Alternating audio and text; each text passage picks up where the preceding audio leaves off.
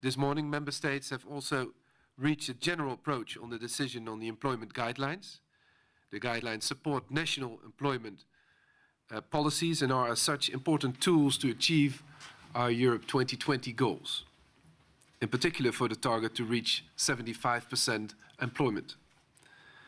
Member States have agreed to monitor progress and provide sound analysis as input for the guidelines and country-specific recommendations.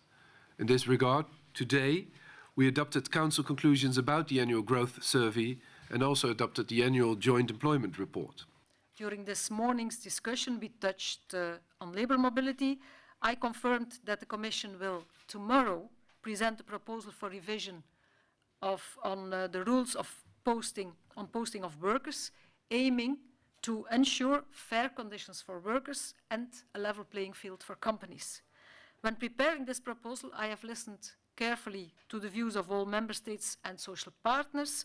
I believe this is a balanced proposal, and for Europe to be successful in the future and equally important to remain credible for European citizens, we need to reinforce the social dimension of the European Union, particularly in the euro area.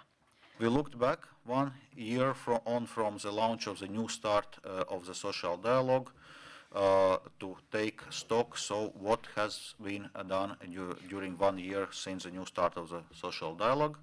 And since then, the Commission has delivered on each of the priorities of the new start, and I would like to highlight 4 main changes.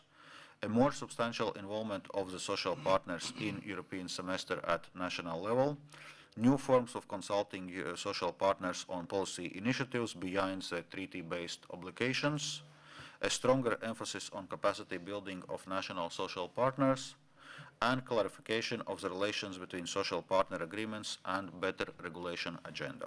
We have very bad data on basic skills in Europe. For instance, 20% of Europeans lack basic skills, that means reading or counting, and 40% of them have hardly any or no digital skills.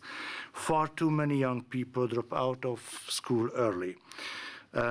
That's why the skills agenda will not only seek to equip people for today's labor market, but also to enable them to acquire a broad set of life skills that will allow people to adapt to the evolving nature of work throughout their careers.